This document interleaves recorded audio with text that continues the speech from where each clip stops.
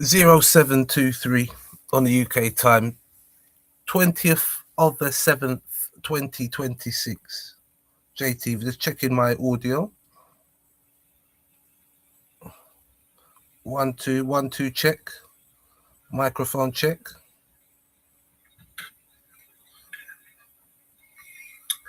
0723. All right. Now,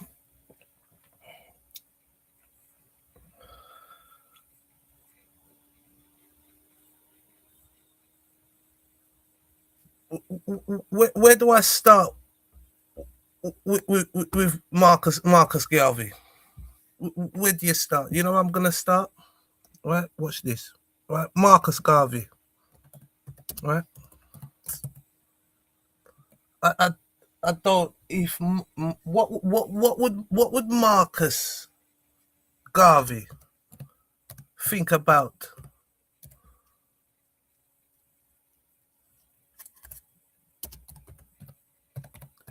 the state of the black man, the black woman and child?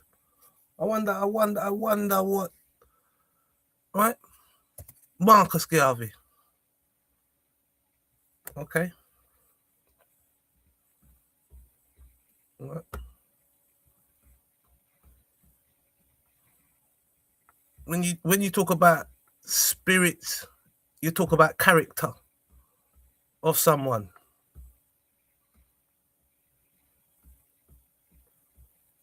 When you talk about character and spirit, Marcus Garvey.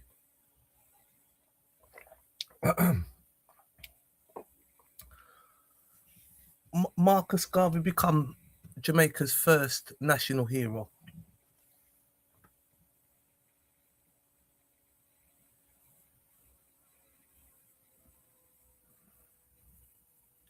What possessed Marcus Garvey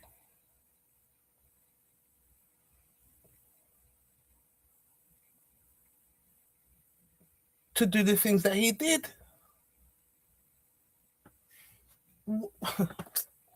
It can't. It's not a normal. It's not a normal thing. It's not a normal thing. What Marcus Garvey did. Not a normal thing. And where Marcus Garvey is from. Where Marcus Garvey is born, yeah, must be a sacred place. You know, when you go for people go to for an example, my grandmother has been to the Wailing Wall. You know, some people go to Mecca. Some people go to Jerusalem. There is a place in Barcelona, and they have the Black Madonna. Yeah, it's a pilgrimage.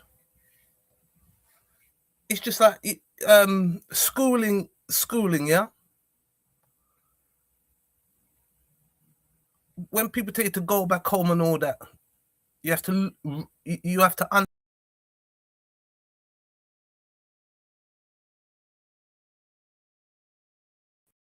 negative about that.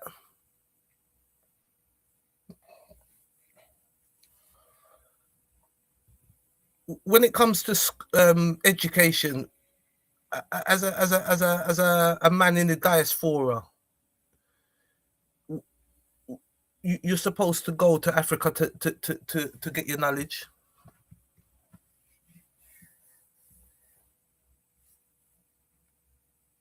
Knowledge is, yeah, okay. Ethiopia is one of the first countries mentioned in the Bible. As I said, the Bible set mostly in Africa, Egypt.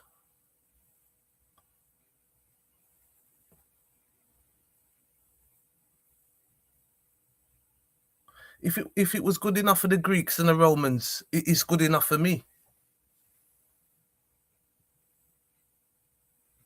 the schooling. Hold on, is someone trying to get in there? Right, the schooling. Man is supposed to go to Africa for our. We're supposed to have the universities there. Yeah, you have all different parts of Africa. Whether you want to go, whichever field you would like to be an expert in.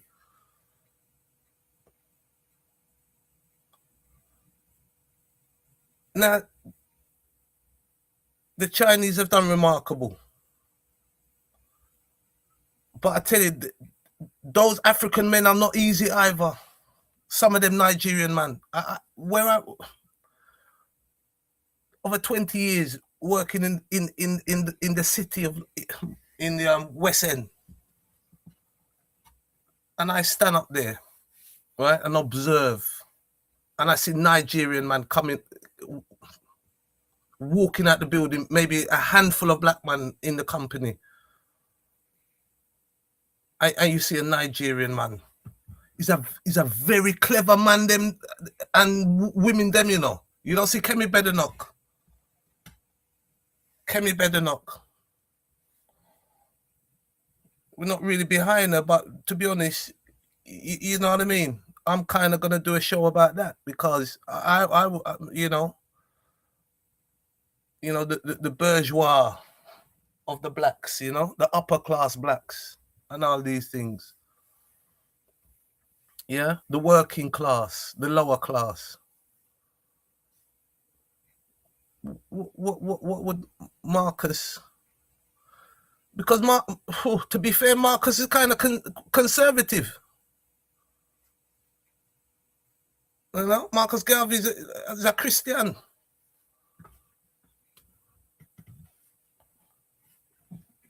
But when the things that Marcus Garvey said,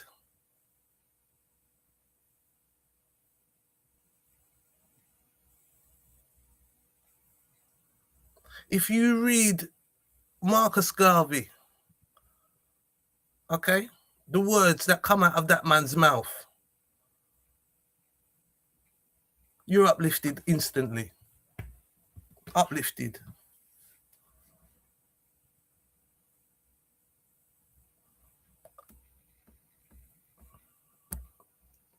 Here's another thing where Marcus Garvey, right? So Marcus, now it's in the name, yeah? It's in the name. Now, I am in the transition of receiving the I name. You know, people get, you know, same way you're supposed to go to Africa. Yeah, you're supposed to go to Africa and get your schooling. You're supposed to be issued, right? A name. Okay. You're supposed to receive a name. Marcus Garvey name. They call them man Moses. They call him man Marcus Mosiah.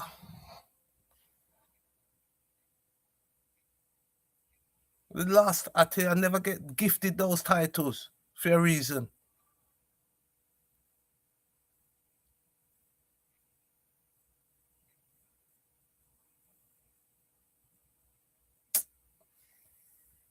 What drive Marcus like that? A spirit of a man. Look on your screen. We're talking about English heritage. Right? They put the blue plaque there. Right? When Marcus Garvey had his time in London. Now, why I don't touch Marcus Garvey. I don't know if I've ever done a show about Marcus Garvey, but it's happened now. It's happened now because you know. I don't know what he would. He would. Oh boy, he's a serious piece of man as well. You know. You look at the kind of build. You look at the look on his face. He's not a person to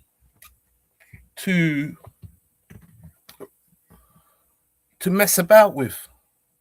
Marcus Garvey. He don't. He's not. I don't. What he looks to me. He look like a person that does not. He don't muck about. Yeah. Right. Marcus Garvey. Now, people may say, looks is deceiving. Yeah, there's a song, looks is deceiving now, and they are. Right? And this is not blowing a trumpet and all these things. This is not blowing no trumpet. This ain't not blowing no trumpet. Look, look at the look on a man's eyes. People can see that people like, you know, you're not someone to. If you gain the attention of someone like that, you know. If you ever met Marcus Garvey in real life, you would never forget. You would never forget a man like that. And I said the black man and woman and child. What would he think about us at the moment? Marcus Garvey.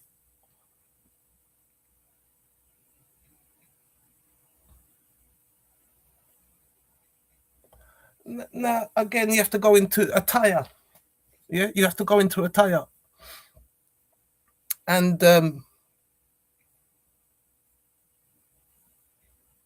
how someone can kind of move the people. Now it's fair to say Marcus Garvey left his home, right, and went to America and was kind of, in my view, Marcus Garvey couldn't have done the great things that he done in Jamaica because how the people them so hard headed.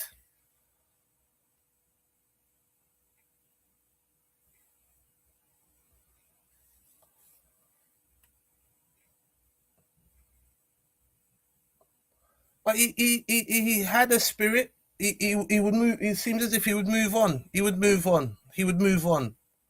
Right? His mission. His mission.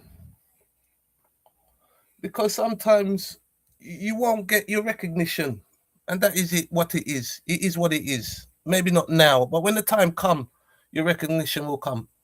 It may not happen in your lifetime, like I never happened to Marcus Garvey. And then I had the people let down Marcus Garvey.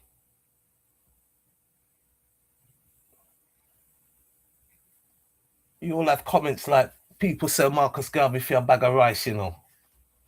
Rice, food.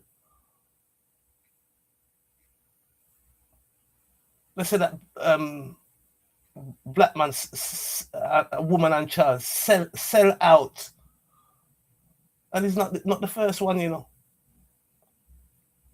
Right? People must be protected, but people don't not the you know, because of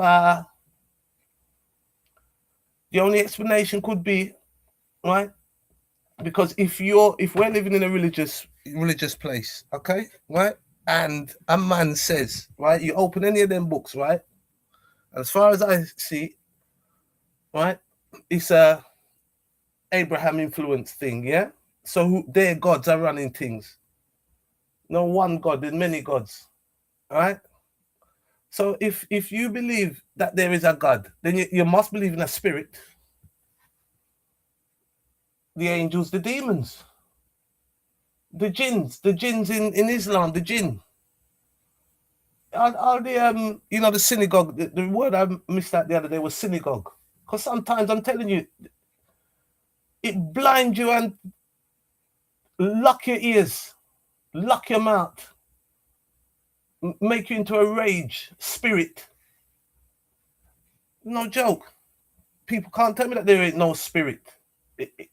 I have a spirit. That my son told me. He said, I said, what do you? I thought, oh no, what a thing to ask your son, because you know, I didn't think I was looked up for anything to be respected. You don't feel the respect.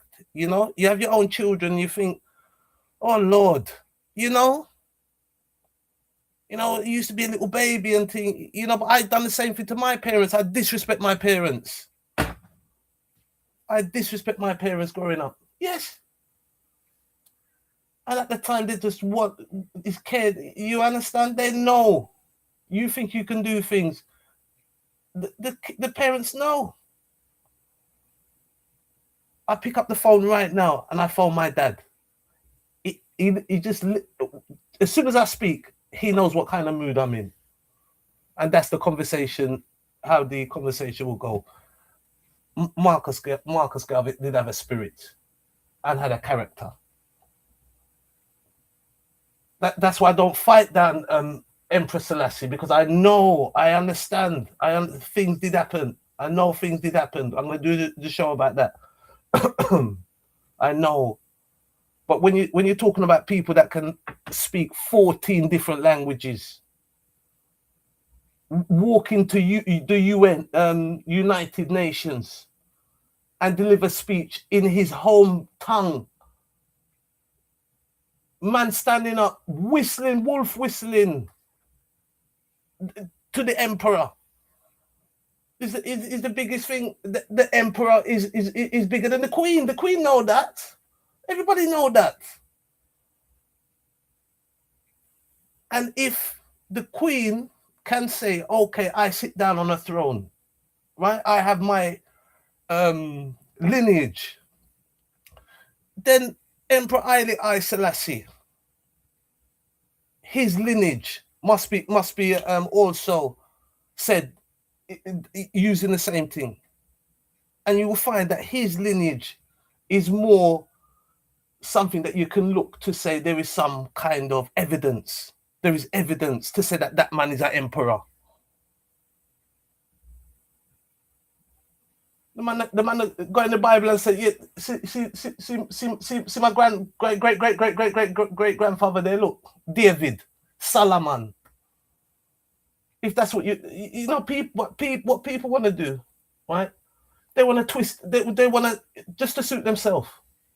So let's just stick to it then. Let's stick to it. Let's be all really. Let's be religious. Let's look at it through the lens of yourself. You cannot deny that there's spirits, because you got man walking on water. That's why when a man come with his cross, that is a sign of death. That is a sign of the Romans. Everybody knows that. You looked up on the hillside and you just see all these crosses. Yeah? What the Romans put up. Never mind kneel before Zod. You had to kneel before the Romans, because the Romans invaded England and changed their ways. And for me, it's like the English became the Romans and done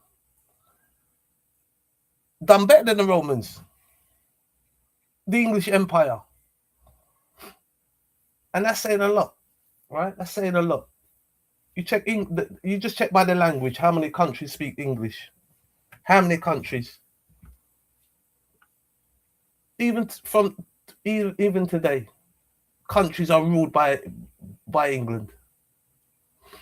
You see? And Jamaica is one. Yeah? What drive Marcus Garvey? I'm gonna go make my tea now because see, this is thirsty work.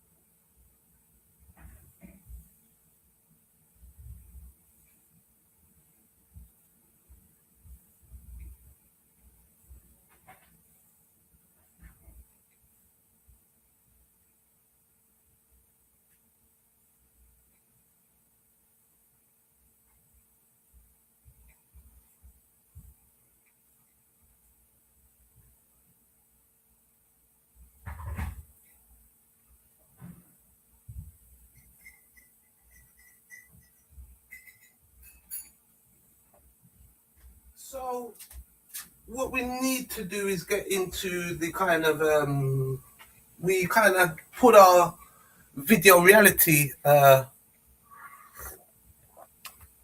goggles on, yeah, the headset you put on your headset. So basically, if you haven't got the headset, you close your eyes and you think of a light bulb. So we have to go back to the days when Marcus Garvey was in London. Okay.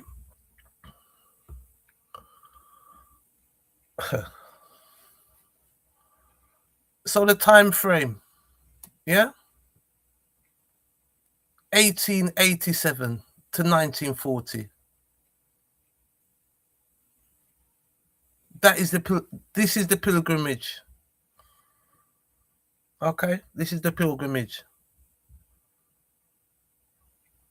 Right, people, you understand? And look, see, it has its blue plaque. That building cannot be touched. It's a national treasure. Huh. So if the Englishman can recognize, yeah, okay, and say, right, a man deserve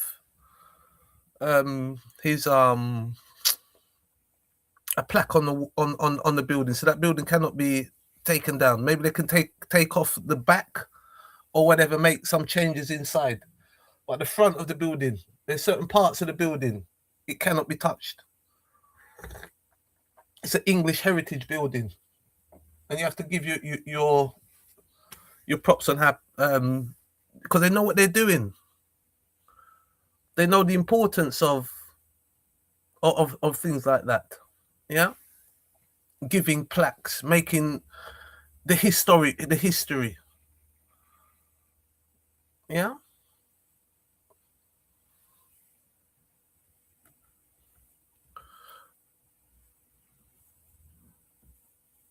Well, I had a look at where it was. Yeah. Okay. Mm-hmm. In London. Yeah. And I'm going to click on maps. Where is it? Oh.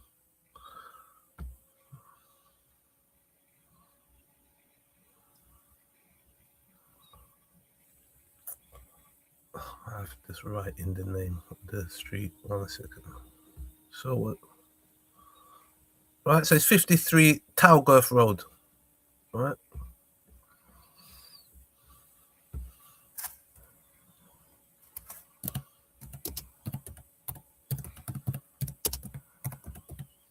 Talgirth Road, yeah.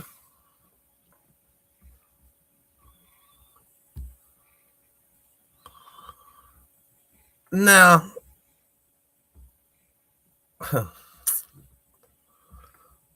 look where Marcus Garvey went to set up shop. Just look at the area. Yeah. Man's gone up to Kensington, Hammersmith, near Earl's Court.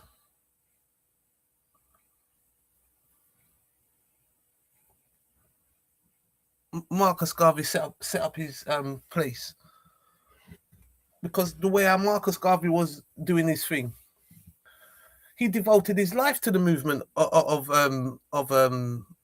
he devoted his life for the upliftment of his people. Okay, so his home became everyone's home. It became a hotbed. London at the time is a hotbed of people, right? It's a hotbed.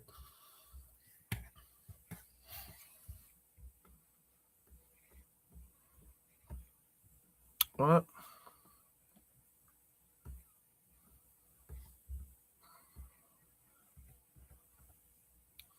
The Krumah. Who else was let me get my notes up. You see? He's enough, man. Marcus Garvey school, artists, whatever you was about.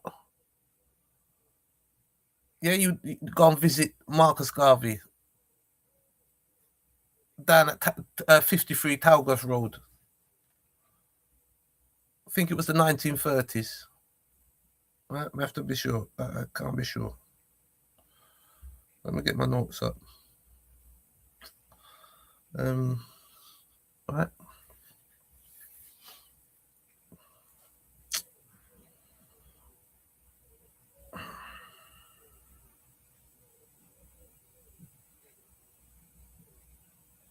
Marcus Garvey. I tell you. Okay.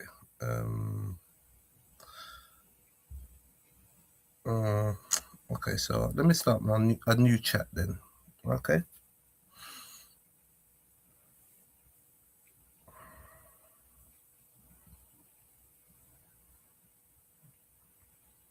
And people know that Marcus Garvey passed away here, and they don't know what happened really, But he's a kind of person like that.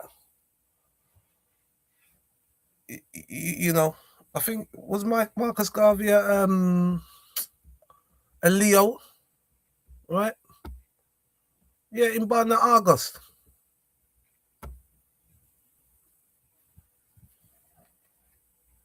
You look at the star sign Leo. Yeah, you talk about the Mesopotamian people.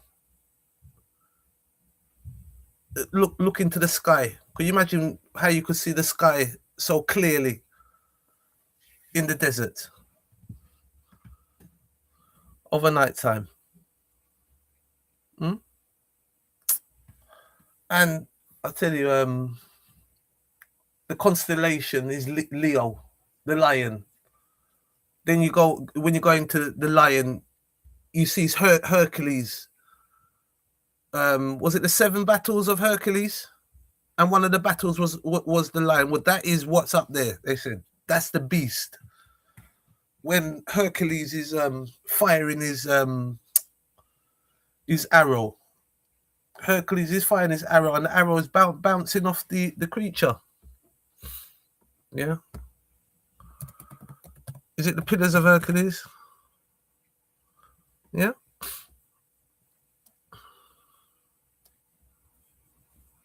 Right.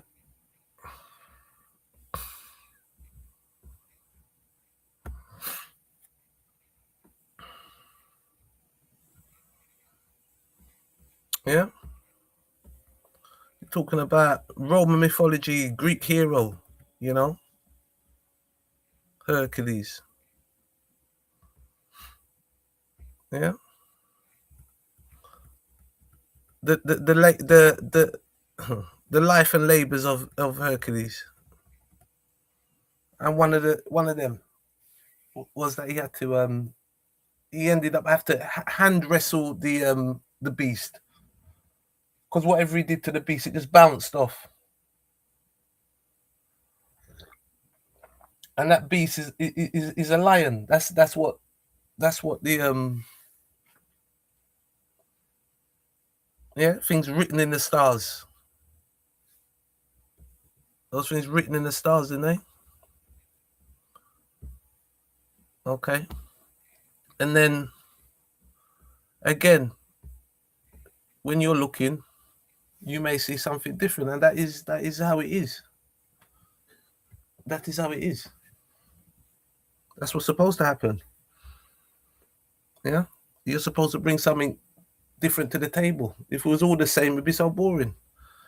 So we got his London years. Yeah. Now also, Marcus Garvey went to Central America. So Marcus Garvey was a well-traveled person. The spirit that take that man along his journey.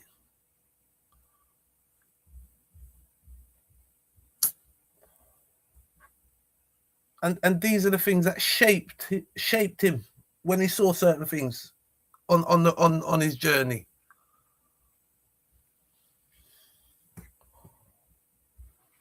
As I said, man, it's a natural thing to look at your own people, right? And if you see them doing good, you give them a salute. And then when you see them suffering, it should hurt you. So, it hurt to the bottom of your heart. And it does. That's what's supposed to. That's natural. Okay, so Garvey first arrived in London from Jamaica in 1912.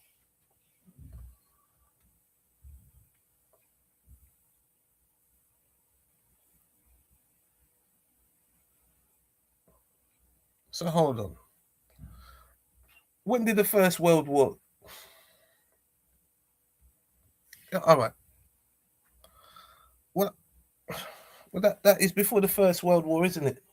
So that was you see, you had the 1912s, yeah, but you had the Roaring Twenties. Go and have go and have a look at the pictures of like the Roaring. Get one up. The Roaring Twenties, yeah. You're talking about decades there, when you look at what people are doing, yeah.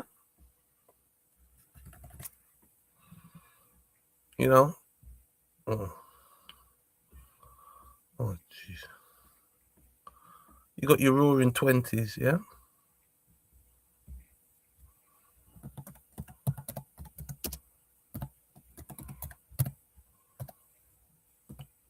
The Roaring Twenties, 1920s.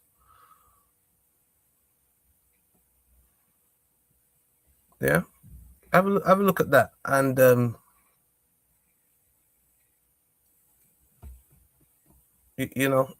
one thing about when you have grandparents or people older than yourself, you can ask them what was it like then. Yeah. So you had your Roaring Twenties refers to the decade of the 1920s, a period of rapid economic growth, social change, and dynamic cultural shifts across North America and Europe. So right, so following the end of the First World War, yeah, because when you check, you see, if you don't keep your eye on things, right, because the war in Ukraine, yeah, which is against two Christian, that's white on white. Yeah, you got black on black. Yeah, you got your the cousins are fighting, families are fighting. Yeah, just like how black people will fight each other. Well, here what? It seems everybody's up to that. Yeah, because the Ukraine war, it's been going on longer than the I think it was the Second World War, and that's saying a lot. That's saying a lot. But remember that they war for 100 years, 100 years war. European is not, is a war. Is they're warish people, They are. They're warish people. There's some terrible man come from out of them, Man come draw for barbarians, Vikings. You don't see the spirit of the Vikings driving Haaland. Right, and look how great he is as a footballer. Because he's channeling into his people. For an example, Erling Haaland, he ain't got a spirit about him. Is he not different? It is a fact. As I said, you can't just point to it and say, right, it's right there. There he is.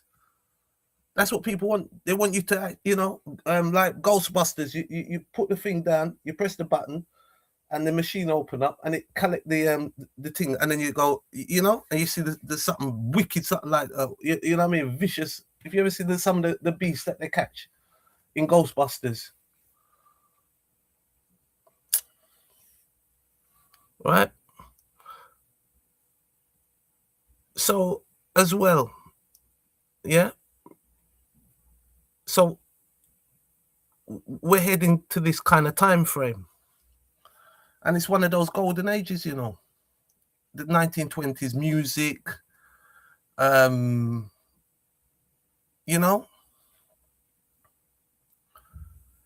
you have your thing before the war, right? You have your movements before the war, and then you had the movements after the war, when people put down the weapons. And I said, we're not gonna war anymore. There's great pictures of that. Yeah, you see the man holding the woman and kissing her. I think that's in America. You see like the sailor grab up the woman and they're kissing. They put up the V sign. It's a victory. You see confetti, and you know what I mean. People going wild.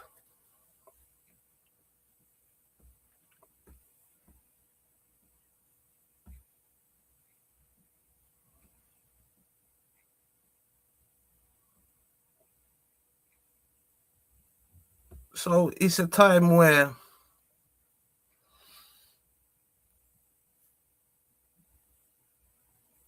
things are changing. You're in the changing times now.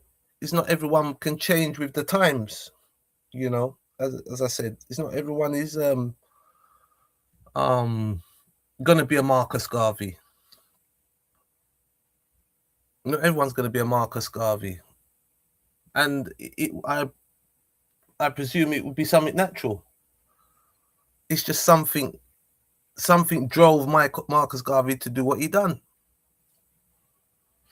To travel from Jamaica, not just to America, he went to Central America. And then Marcus Garvey gone 53 Talgoth Road, just around the corner from Earl's Court, and palaces and all that around them areas. Marcus Garvey rented out the, it's fair to say, it's the people of America. It's not, I'm telling you. How do we say our brothers and sisters in America, like the African American, they call them African American?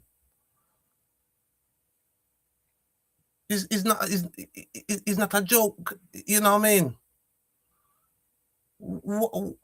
Of their achievements, what they've done.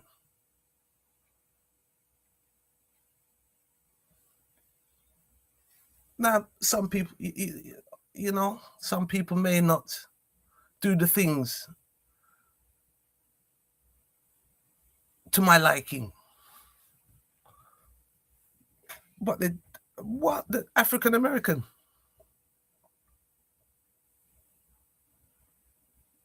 they don't rise to the top of in America.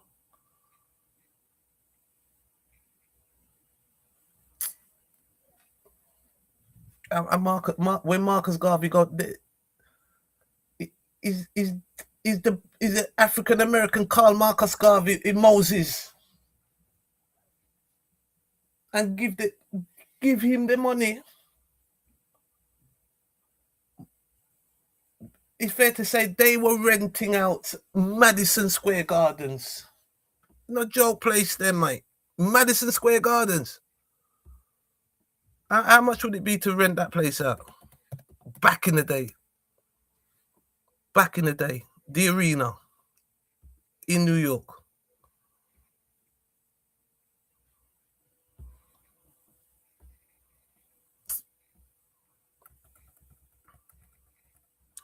When I see Madison Square Gardens, for me, I thought, oh, it looks small, you know, small. It looks small. I don't know whether or not it's underground or what. Yeah, Madison Square, because there's the I've been at Penn Station, yeah, right there. Me and my sister, we stand up right there. She take me to Times Square in the night, and Times Square is so bright. New York, and I said, boy, there's levels to things. Levels to things. There's some people who will never go to America. Yeah. And when I went to America, I tell you, man, my eyes wide open. I couldn't believe what I was seeing.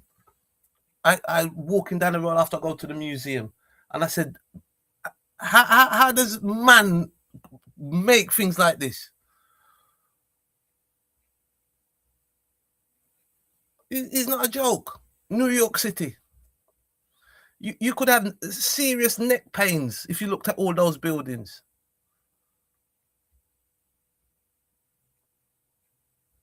The buildings are so high. And the size of the city. When I'm up on the balcony looking down, the energy.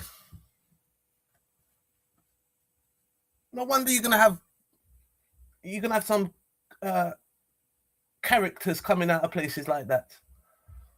Them places are hot. Is a hotbed for character, you know. And you can't tell me that if you took out the black out of America, there is no soul. There is no soul to it. Because whether you see a man down south on the West Coast, yeah, right, up, you understand, up in the north part, for example, New York. So then people have that energy. Americans have energy. You mean I'm saying they all combine together. They all combine together to you know, for this thing.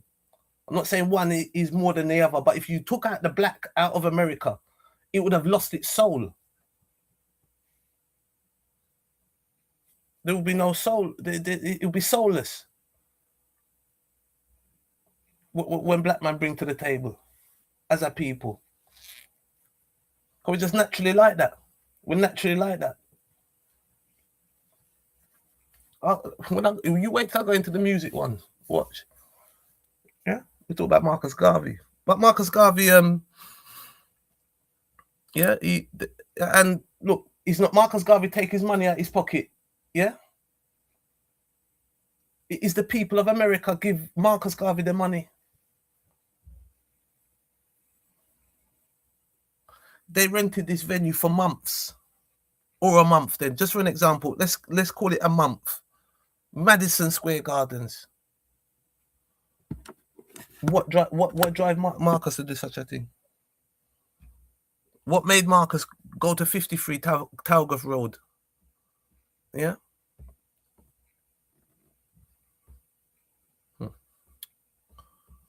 see what I mean? The thing no one work now. Hold on, what's happening? You see what I'm saying? Right, this thing, man. I'm gonna have to share again. Okay, because I don't know why it come off there. I'm sure it was up before. I must have done something wrong, or the stream has stopped, or something. Something ain't right. So you have Madison Square Gardens, yeah. You have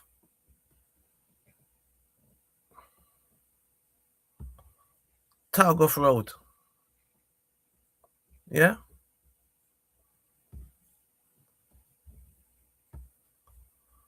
You have Marcus Garvey, yeah, and the English heritage put the plaque on the wall.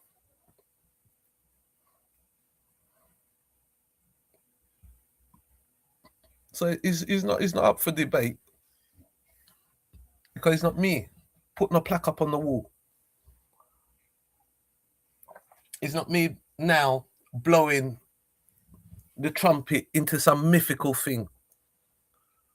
What drive Marcus Garvey? I don't know what's, you understand? I'm not there yet. But something drove that man to do what he done. And what would Marcus Garvey think of us, the people, man? What would, I mean, honestly, as I said, he's not a man to, he's not a guy to play about with. He's not a person to muck about with. Marcus Garvey's father was a stonemason. Yeah, as a child, he digged the grave. He digs a grave, and you know how scary Jamaica can be in the night time. We'll go there and see. Go there and see. There's certain pilgrimage man making them. Yeah, right. And it is what it is. You can't do everything. You know what I mean? You have to just do what you can. Anyway, so Marcus' dad said, "Marcus, go." I don't know whether or not he threw the shovel down there or something. His daddy. Yeah, I don't know whether or not he threw the ladder down. Yeah, he threw the ladder down there, and no, not the ladder, the shovel. He must have thrown the shovel down there, or he tricked Marcus Garvey, the little kid, his son, his young child. A father is teaching his son a life lesson, a psychological lesson, right? A psychological lesson. And he said, so when Marcus went down there, his dad pulled the ladder up in the night time, and walked away and left the young lad in the grave. Could you imagine how frightening?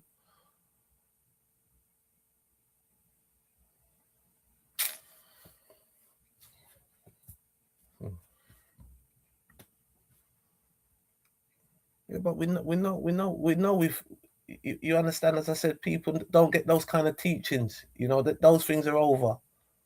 People ain't got no time for that. I know no time for that. And sometimes it's so hard for you to break through because things are different now. That was my Marcus Garvey life lesson. No one will save you, son. Yeah, leave the young lad in. And could you imagine if you'd done that today? If that child come out and got hold of a phone and phoned the authorities, you know they would lock you up for that. Call it child cruelty. They would lock you up. Child cruelty. That's how people used to have to get their lessons back in the day.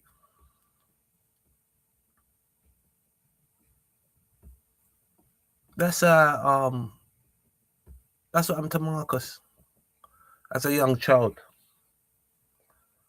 Now, boy,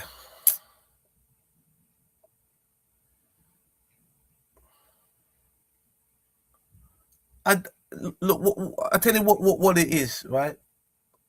Marcus Garvey's place of, the pilgrimage where Marcus Garvey is born is supposed to be a sacred place. It's a sacred spot, yeah. It that's what I'm saying. It should have its plaque, or it should be an area that is kept. Now you imagine if we lost in Jamaica, we lost the place where Marcus Garvey come from, because that is what could happen, right? Because they're selling out the rivers in Jamaica, not just the river. They sell out the river head, the head of the river. So when you stop the head, you know, control. It's just like if a country owns your ports, you don't own your country. You are now at the. It's a security risk. Your front door of your house, okay? If someone else owned that, so now you can't go through your front door. You have to go through your back window. Well, that's what's happening.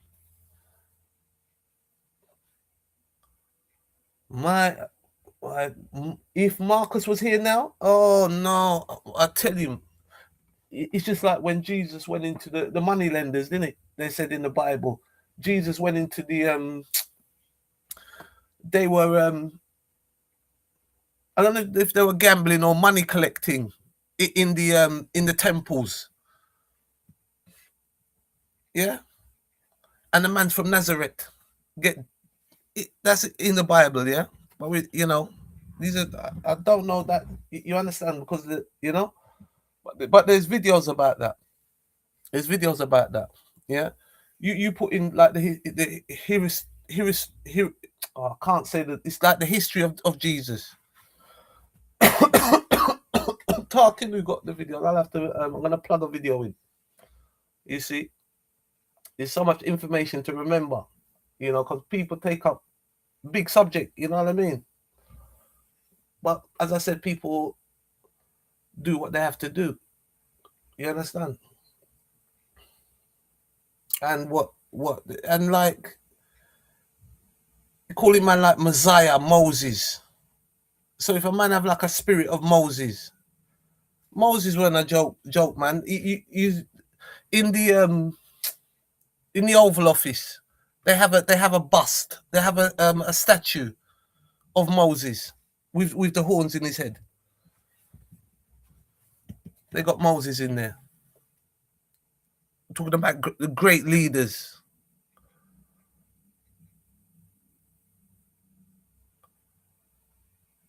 They call them man Marcus Garvey Moses. A man coming to the office, shoot Marcus Garvey in his leg and in his head. Marcus Garvey went to hospital, come out the next day and went and done a speech. That's what cemented Marcus Garvey to the people of in New York. One in the leg, one in the head.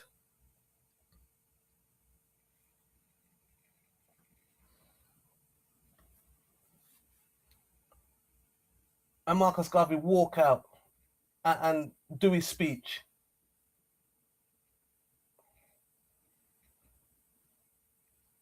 I'm moved, telling you, man, the people said he's Moses. No joke. The people said that man was Moses. They look, that's what they said, Messiah. So what drive Marcus to do? Ah, boy, Marcus. And where have we come? What have we done now? So up for grabs now is where Marcus Garvey, his place in Jamaica is sacred. It's sacred. But I tell you what, they will sell where Marcus Garvey is. They will sell it, and that's what I'm talking about today. How upsetting is that? To know that the land, the place where this great man come from, Now the people today, we're only here through certain works that these people do.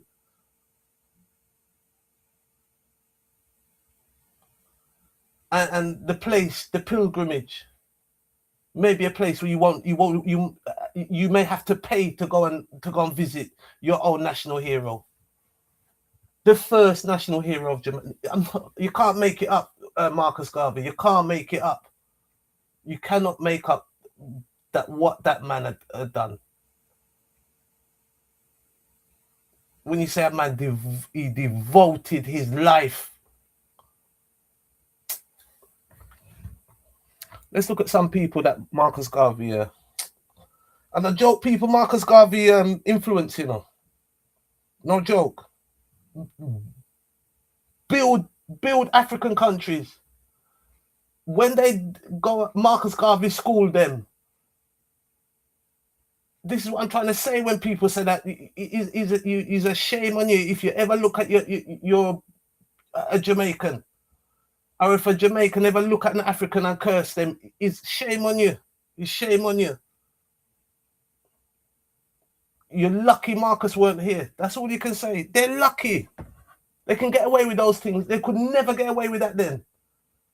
Marcus would have turned up and he would turn the place upside down. He's not an easy man. Not an... You think there's a... No. These people are driven by... Marcus Garvey. So one was Nkrumah.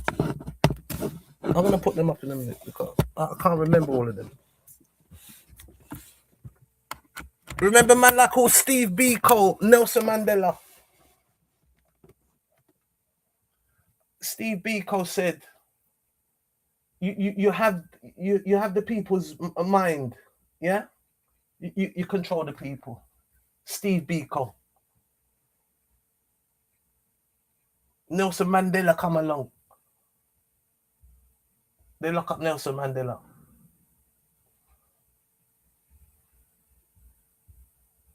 He's Marcus Garvey, them man. He's drive them man. I'm telling you, watch this. Marcus Garvey and this is just easy history though. This is easy. I'm just saying it's disrespectful. People don't know what you know what I mean. People looking at you.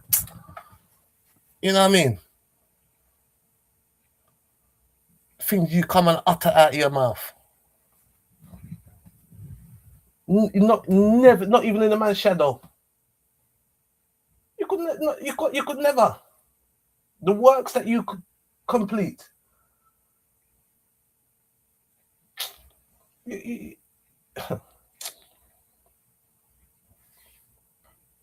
they will say that black people sell out Marcus Garvey for rice, you know. Oh my God, you don't know how these things are hurtful, mate. What have we become? So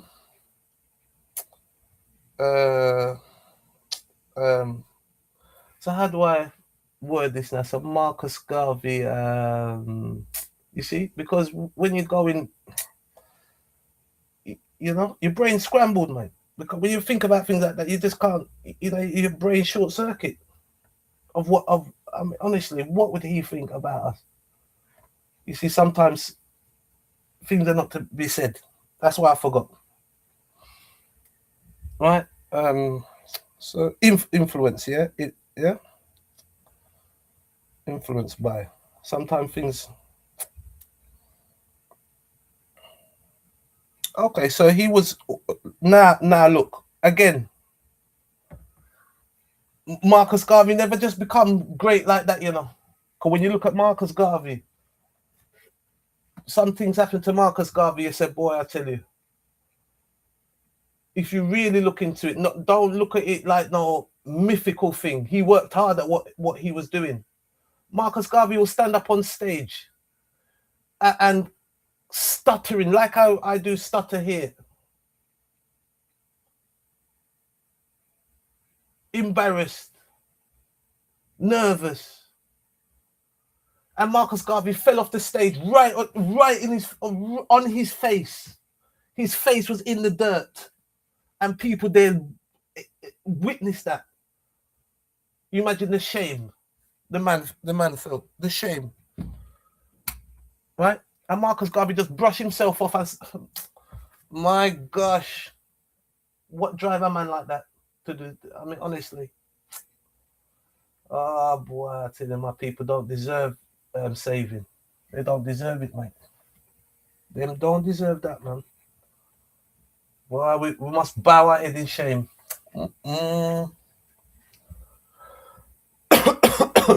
Is a white preacher, Marcus Garvey, who teach Marcus Garvey, if you want to be correct about things, then on his journey, because Marcus Garvey's original teacher was his dad and his mum, and that is a certain teaching. But when it comes into speaking to people, right? Speaking to people, there was I don't know the guy's name. You see, this is when you talk about man like Marcus Garvey, you're gone for days, for months, for years talking about him. The works that these people, because you must break it up into, I'm just doing a little small thing here, and I'm not doing him justice at all. This is just part one. But sometimes you just have to do what you do. You don't know why you have to do what you do. It is what it is.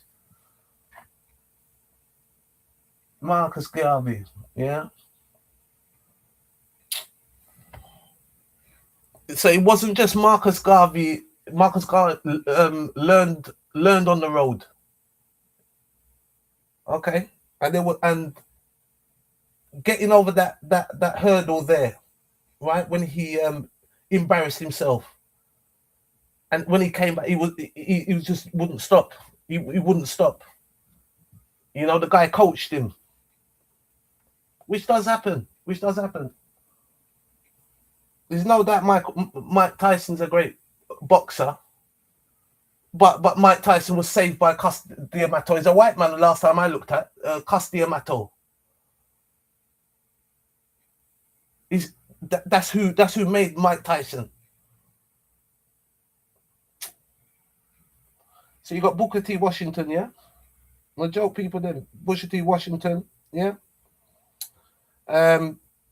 So you have early Pan-Africanists, yeah. You have Duz Muhammad Ali, Edward Wilmot Blyden, and Martin Delaney, yeah.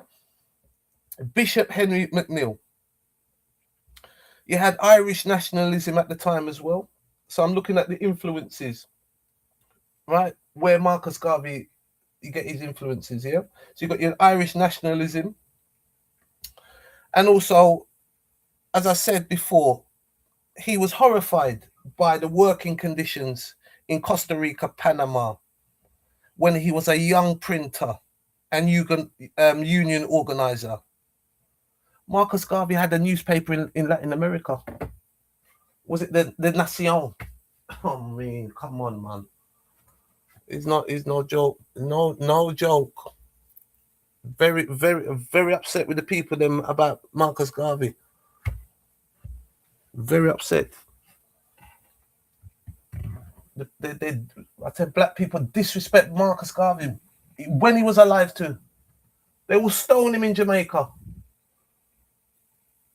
Marcus Garvey went to go and open his mouth in Jamaica. They would have got rid of Marcus, He couldn't have done that in Jamaica, what he done in America. He had to leave.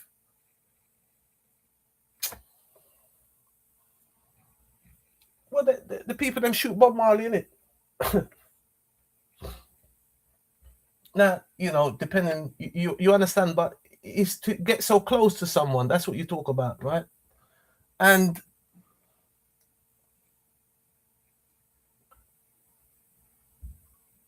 the last time I see a movement of people, and it's not that I agree with it, but when I saw like the Nation of Islam, when they dress up, when Malcolm X, the brothers and sisters dress, is nothing like, these things is where Marcus Garvey influenced them.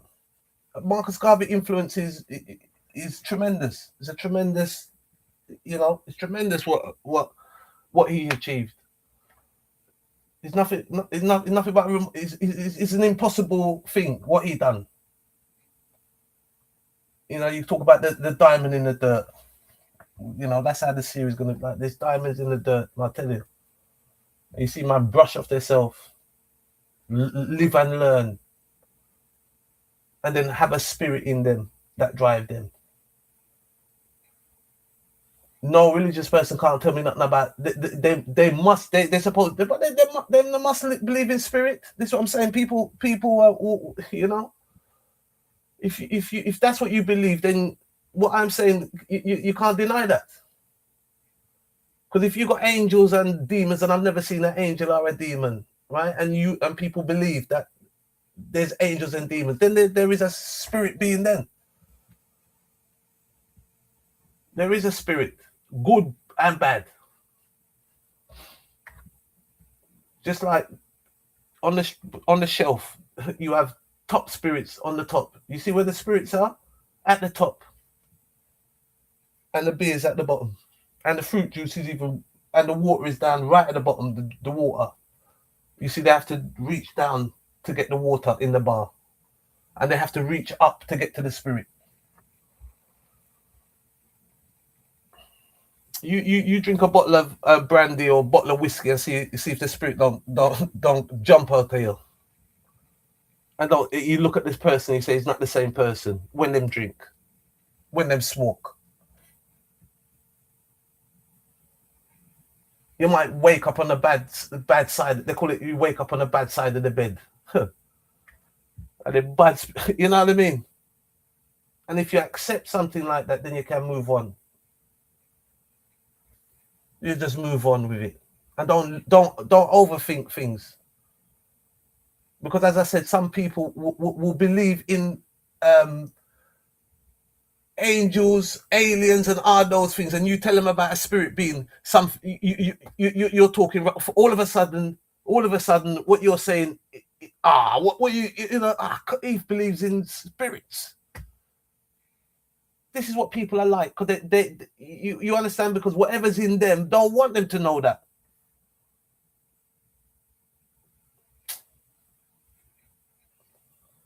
Don't people say that you're in high spirits? And when someone say that you have a low spirit, you know, or, you know, you're not yourself, don't they say that? Someone looks at you and says you're not yourself today, and you know you're not. You know, oh God, don't, and you might say, "Look, leave me, please, leave me alone." Not today. Listen, Marcus Garvey. What drive that man? Not spirit driving.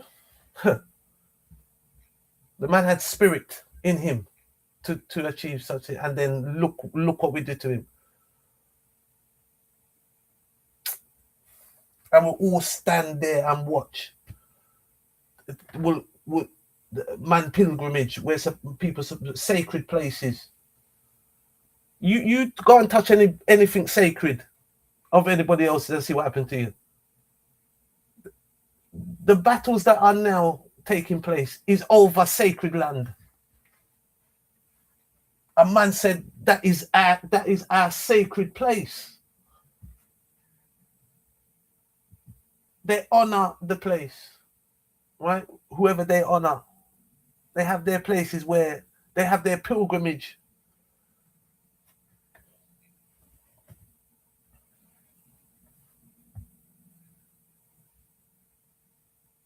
They got their pilgrimage. And Marcus Garvey deserved that at least, man. At least for what that man achieved. And what he done. Whether or not, I mean, it's as if Marcus Garvey didn't achieve anything. It's as if that, believe you me. The man done all that. Put his life on the line. Give his whole life to a movement. Just for now, for people to maybe not even know who Marcus Garvey is. And make man like me on the internet not even talking. It should just be all about Marcus. I could be here for years talking about Marcus Garvey. Ain't even touched the creases. I've not even touched the creases. Because everything you'd have to go into is a study of Marcus Garvey. You could take anything of Marcus Garvey. It's been studied. It's been documented. It's been discussed about.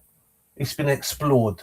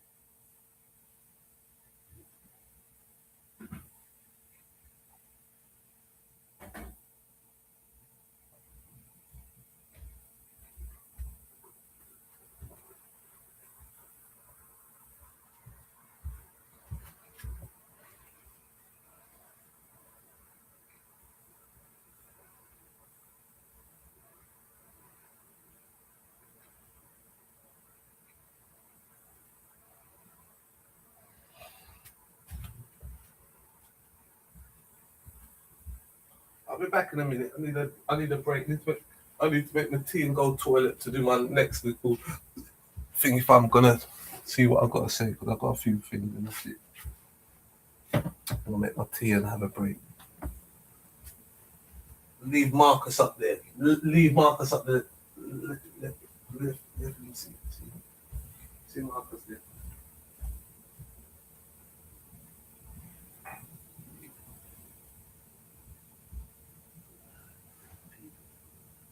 It's not easy.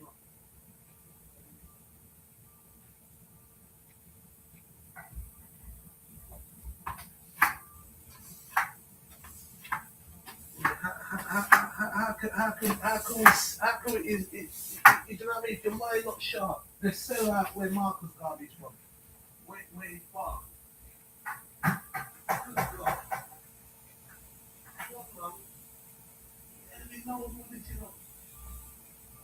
They're trying to erase Marcus Garvey from the picture. Yeah? They wouldn't mind. But they might as well. They might as well just erase Marcus Garvey. They might as well, because where Marcus Garvey, right, is from, right? And the rivers in Jamaica. Everything that built Marcus Garvey in his early years. It's up for grabs. They sell out the whole of Jamaica. You can't even go to the beach. You can't even go to the river. You know, it's been going on for a long time. We understand that, but I'm just saying, at least, at the memory of that man, wherever he was born, it must be a sacred place. It's like a heritage. They're gonna sell out. They sell him out already. They sell out Marcus Garvey already. The poor man, you know.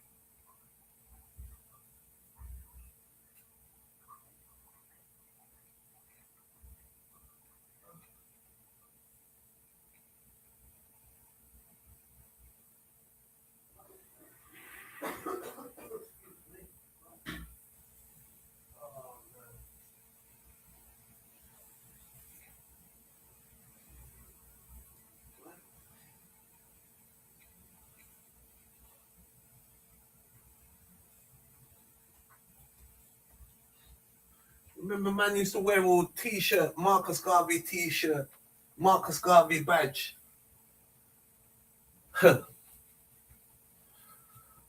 You know, see Marcus Garvey attire. You know what I mean? Well put together.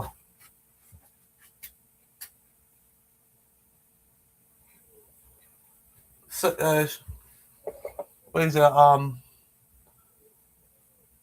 Shirt and tie man.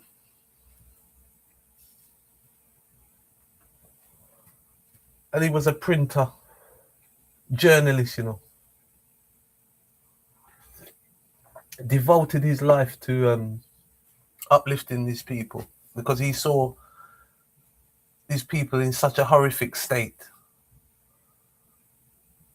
When you see black men in our the Latin American countries, as poor as the Latinos are, the black man poorer than them, and the Latinos will look at the black man, and they're there because of the black man, you know, because their blood, they have the black blood in them. Without the black blood, they would not be there. Is a fact. Well, they would be pure white then, wouldn't they?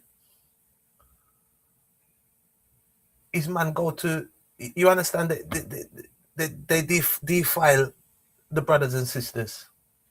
So you can't have no respect for them because everything black.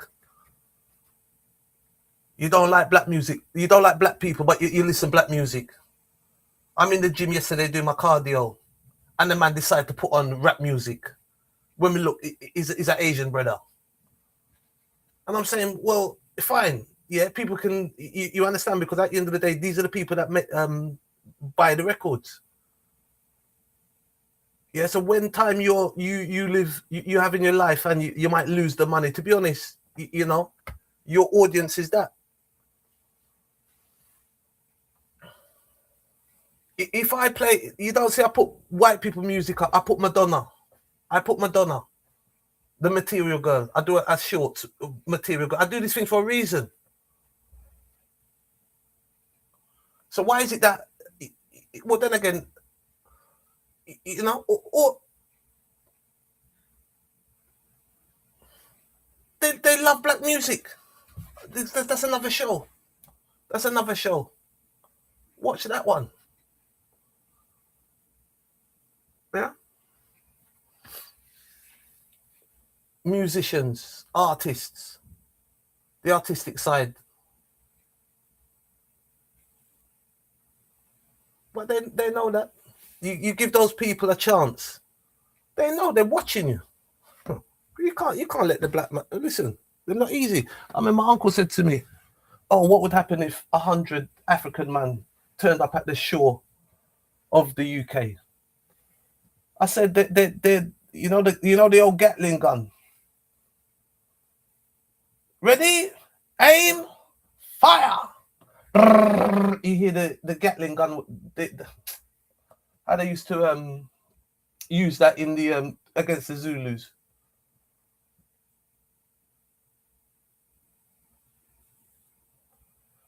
The Zulus look at the wildebeest.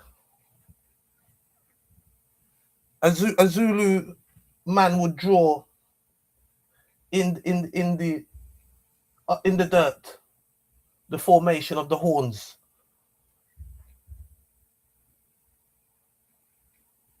When a man call on nature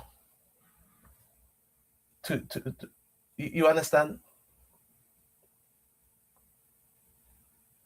And when you hear this, you could hear the Zulus, the stampede, just like how you hear the wildebeest. How does the crocodile know that the wildebeest is coming to cross the river to get to the green grass on the other side? Yes, he takes his laptop out. Yeah, yes, he takes his smartphone, and he's got his app. He's got his wildebeest app. See, I'm getting creative there. You see, you have his wildebeest app. I'll do a film about that. There's a funny. You see what I mean? That is a funny thing. Yeah, can you imagine? You got the crocodile, and he rises up. He sees the two eyes, and he just see a little a smartphone or a laptop comes up. Yeah, and his app, the app comes up, and he knows that the wildebeest is coming. The wildebeest goes, you know, calls up the crocodiles on his mobile, sends him an email. We're on our way. You don't need to, because the sound is sound travel, and crocodile hear the sound and move in.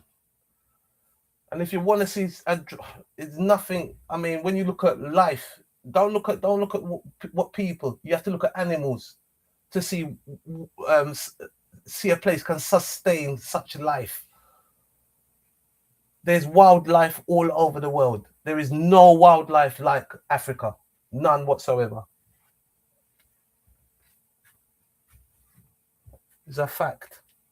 When a man tell me to go home, I'm glad, you see. I'm glad. I'm not going to turn my back on such a place like that. I went to Victoria and Albert Museum and walked in there, and there's a one of the stewards there. He walked over to me. I had a lady with him, so I presume that he may have been teaching. You know, she was shadowing. Yeah, so he was on top of his game at the day. So he's was it putting the boat out or something? There's a saying. Yeah, there's a saying, right? And he approached me and started talking to me about, welcome me to the Victoria and Albert Museum, my favorite museum. It's truly a great museum to go to. I love that place. Anyway, I'm gonna go and do I'll do some film. Not everything you can really film. Anyway, Victoria and Albert Museum. Yeah. And the man take me to. There's a ground floor you go through and there was it was a sculpture again, the French sculpture. He done a sculpture right there. Oh gosh, it's a great sculpture. And that the man, he's gonna come to me. There's a sculptor. So was it black? I think it was black. Anyway, they've got some great sculptures in Victoria and Albert Museum. You see? V&A collection.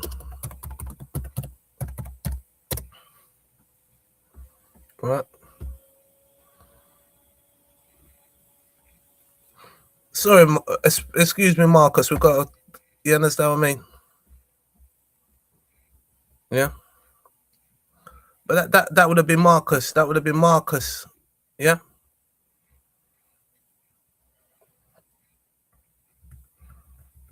No, and I think the place where he wasn't too far. Yeah.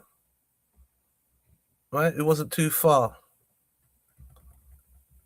Okay. It wasn't too far away. Now look, straight away. Yeah. I didn't do any thing here. Yeah. Look at the stuff there. All right. See, there's lots of things. If you go for a study of something, there's a lot of resources at your fingertips in England. Because I tell you again, like the empire, what drive men to go and do things like that, to go and be in India, go and be in Africa. Yeah, the spirit in those people to, that is for other people to talk about. Yeah. So anyway, the man take me to. We looked at that sculpture. Then he took me to another area. Right, it's a glass area. It's got all the fashion, yeah, clothes, modern day clothes. And he said, "You know what you're looking at?" And I was looking at this thing, and it was like an African printed kind of yellow dress. And the man said to me, "Do you know who wore that dress?" Test the, you know what I mean? Look how the man that test me. I'm supposed to know. He said, Stephen Lawrence's mother.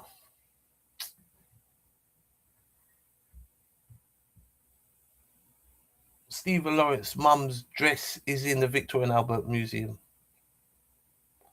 I turned to the man and I said to him, "Oh,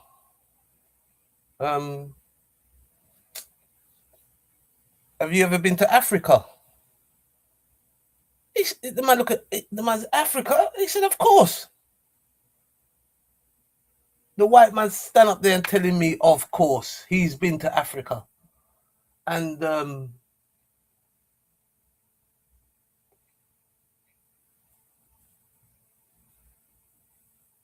so I said to him, what did you think?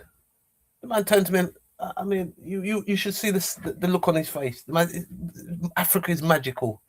Do you know what I mean? You gotta look at this film, Val Kilmer. Yeah? Is it The Shadow and the Darkness? Yeah? The Ghost and the Darkness. A 1997 film. Now look, it may be a bit over the top, yeah? Maybe a bit over the top. But just the character, Val Kilmer's Val Kilmer, yeah? The way he acts and his love for Africa. You know, how could you? I mean, honestly.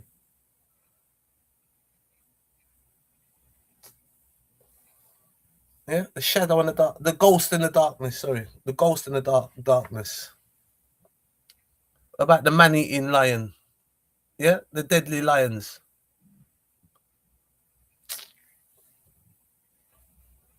You don't see what walks over in Africa. Lion and giraffe and rhino, elephants, pythons, crocodiles, great white shark. All of the every right.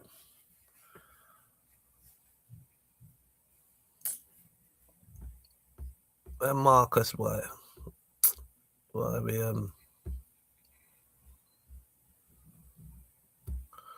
disrespect the man, right? So I'm gonna finish up now and cool down. So first Africa leader, yeah, who had who was influenced by, right? You know, you can notice some people that are known because you just put in certain words in the thingy into your search engine and man does pop up.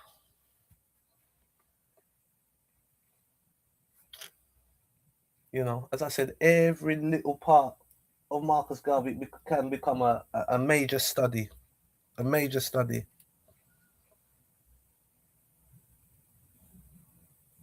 Man like Kwame Nkrumah.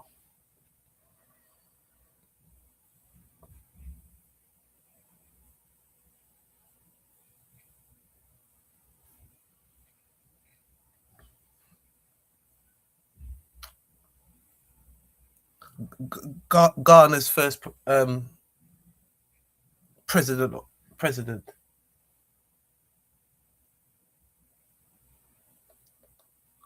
Kwame.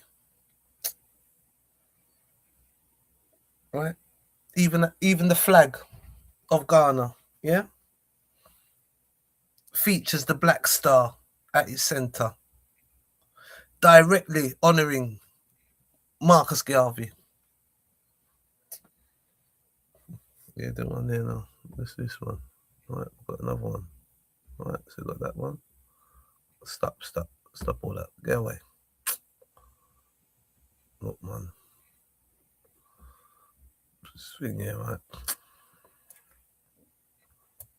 And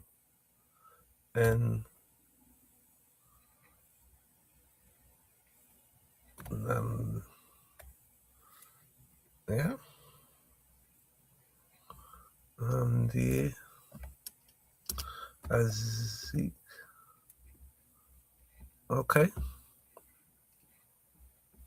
Where is what's that woman named, that comedian woman? Huh?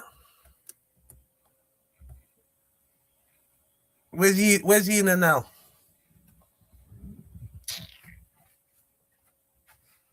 People, man, you behave yourself.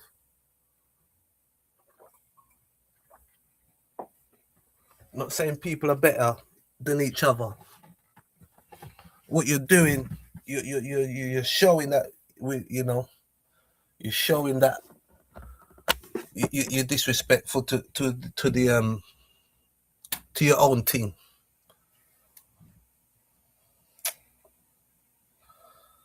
Namdi Azikiwe, yeah, the first president of Nigeria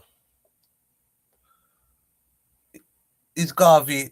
Garvey, he's looking at in the 1920s. There was no other kind of man pushing it as much as that. As I said, Marcus Garvey done his part. Yeah, done his part. And look,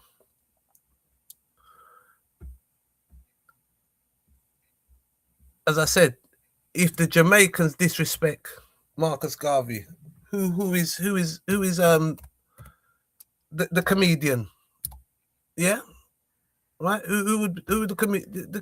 You know what I mean? Because people, people lose respect because, right? People lose respect. People lose respect of you, when you don't do such things.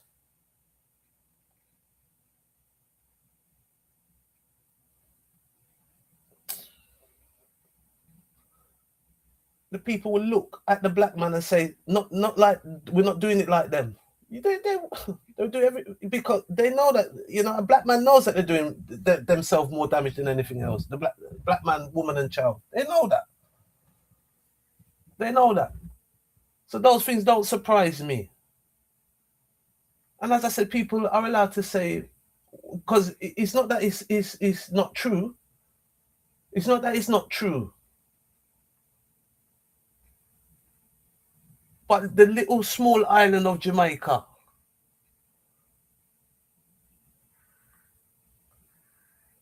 have done their bit for Africa. Marcus didn't even get to, Marcus never get to go to Africa. You see what I mean? Marcus never went to Africa. Oh boy.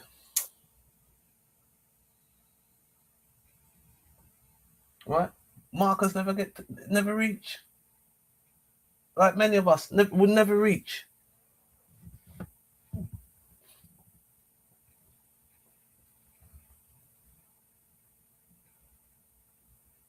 But we're talking about contribution. Now, the negativity, what we've done, yes, must be looked at. Obviously. Right?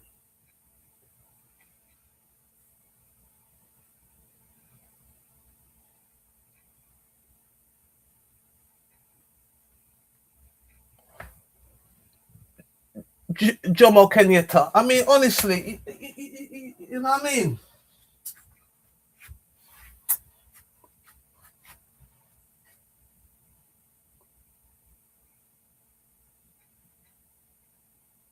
Have you ever met a Kenyan? What a nice people. And boy, if you ever get them upset, good luck, buddy. Good luck, buddy. Yeah, you have to give them the American style. Good luck, buddy. The Kenyans. Vibrant. You know? Well, I tell you. Right?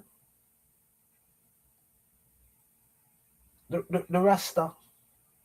Marcus Garvey at the heart of the Rastafarian movement.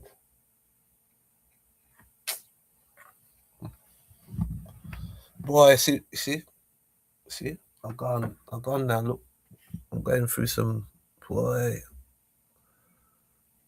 Yomo Kenyatta.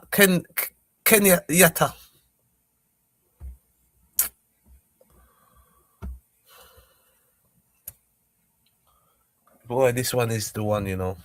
This is a. Whew.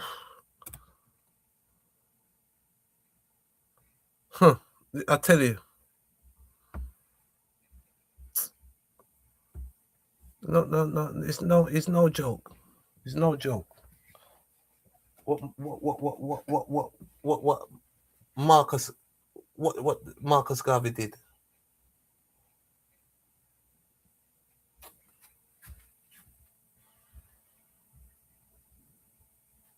Well, I'm telling you, man. We can't even walk in some of these people's shadow, you know. The pictures of these people that I'm putting up.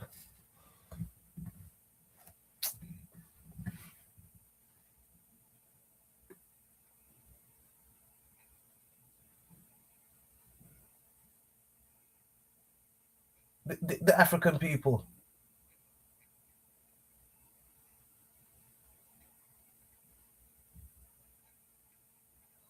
Right?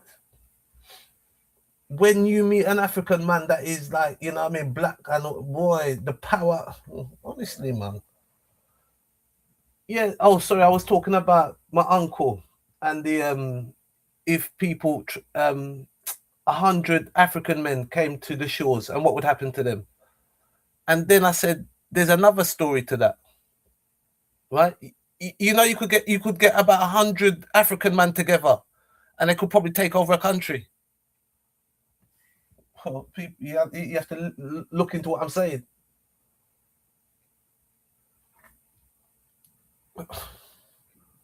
You got some man down there, you know. Listen, down in Africa, them sort of man will shoot bullet at them, and bullet can't penetrate their skin. Oh, and people say, oh, yeah, right. Well, the the desert rats, Rommel, yeah, his his character was before him. You even met him. Just the name, Rommel, the desert rat. Man, run for their life to see the General Rommel, the German general.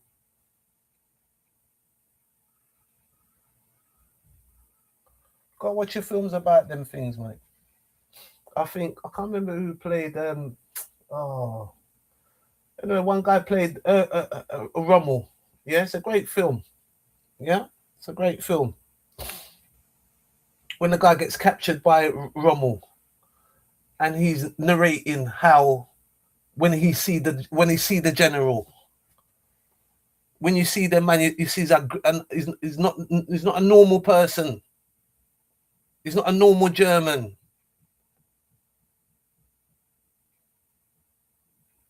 Rommel, the desert rat, brilliant in warfare. Patrice Lumumba. I mean, honestly, to mention these people's names, I'm not even worthy to talk these people's names, man. Patrice Lumumba. If you know JTV, boy, he love Congo. Boy, I tell you, I love the Congolese. Boy, I'm a little bit, I'm so biased. Boy, I tell you, they couldn't do nothing wrong to me. The Congolese people. Huh. You think it's a joke, people? Then, as I said, they can be very nice. You don't want to get them upset, right? Could get 100 man from Congo, could probably take over a country easily. People. I'm telling you. So yes, on that side, easily defeated, but on the other side, I'm telling you, Africa possess some people, right? Undeniable. It's undeniable. As I said, nothing don't surprise me for us, for our brothers and sisters to be hate each other. Hate each other. Nothing surprise me. Because when Garvey was here, they done the same thing to Garvey. Oh boy, I tell you, it could be the worst enemy. Nelson Mandela. I mean, honestly, it's just a bit of beatings today, mate.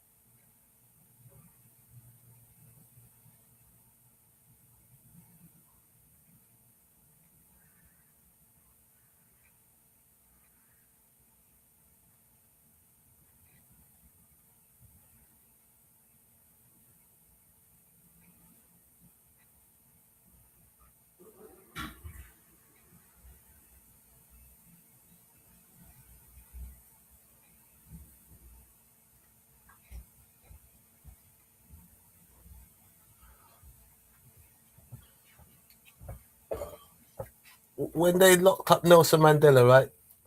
Look at the picture of him when he was young, and look at the picture when Nelson Mandela come out. He couldn't even lift up his arm.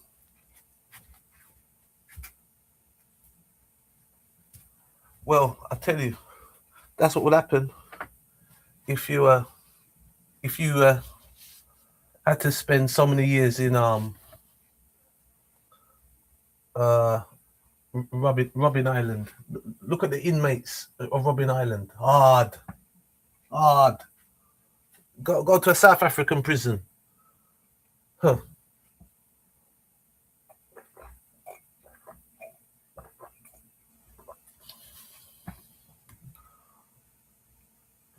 The greatness of Africa. Oh, you're joking, isn't you? Right. So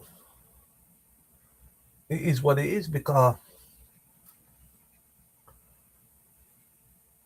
Marcus come and the disrespect Marcus, and now maybe where Marcus was born, right? It should be like a pilgrimage. It must be a sacred spot. Just like every single picture that I show you there of these leaders, you may find that wherever they were from isn't, is not sacred.